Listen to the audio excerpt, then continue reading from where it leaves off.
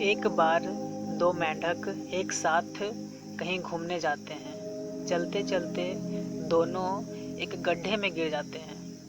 उसके बाद गड्ढे में गिरने के बाद दोनों परेशान हो जाते हैं और वहाँ से निकलने का प्रयत्न करने लगते हैं। निकलने के प्रयास में दोनों के शरीर में जगह जगह पर चोट लग जाती है और वहाँ से खून निकलने लगता है। इसके बावजूद भी वो प्रयत्न करते रहते हैं निकलने का। तभी कुछ समय बाद वहाँ पर उनके कुछ दोस्त आते हैं, मित्र आते हैं और उन्हें एक सलाह देते हैं कि अब तुम यहाँ से नहीं निकल पाओगे, तुम्हारे बस की बात नहीं है।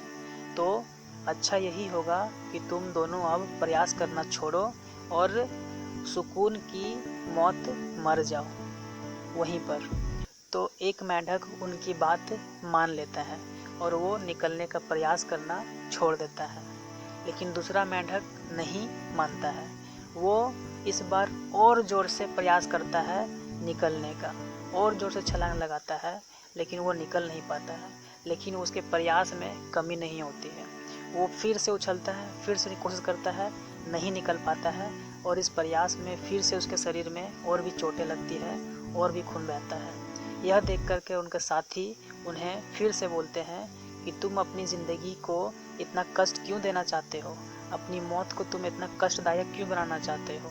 छोड़ दो जिद, हार मान लो और सुकून की मृत्यु का इंतज़ार करो। यह सुनकर वह मेंढक फिर से और ज़्यादा प्रयास करने लगता है और कस कस के उछलने लगता है और वो उछलते उछलते आखिर में उस गड्ढे से बाहर आ जाता है। जब वह मेंढक उस गड्ढे से बाहर आ जाता है तो उनके साथी उनके पास जाते हैं और पूछते हैं कि जब हम तुम्हें मना कर रहे थे कि तुम और ज़्यादा प्रयास मत करो, तुम्हारे शरीर में और चोट लग जाएगी, तो तुम हमारी बात क्यों नहीं मान रहे थे? आखिर तुम्हारे दिमाग में क्या चल रहा था? तो पता चला कि वो मेंढक बहरा था।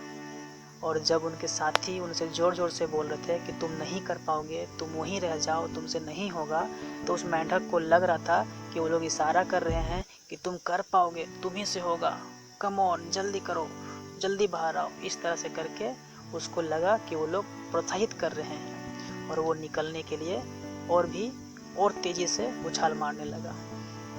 तो दोस्तों, इस कहानी का यही मतलब है कि अगर हम जिस चीज़ को करना चाहते हैं उस चीज़ को लगातार करते रहें, हमारे आसपास बहुत सारे लोग हमें बोलेंगे कि तुमसे ये चीज़ नहीं होगा, उस समय हमें बहरा बनने का नाटक करना चाहिए। हमें किसी की ओर ध्यान नहीं देना चाहिए ताकि हम अपने लक्ष्य को हासिल कर सकें, क्योंकि हम लोगों की जब सुनेंगे तो हम डाइवर्ट हो जाएंगे।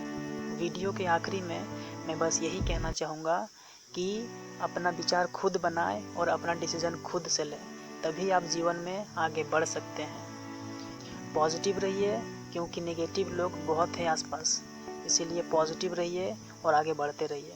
धन्यवाद।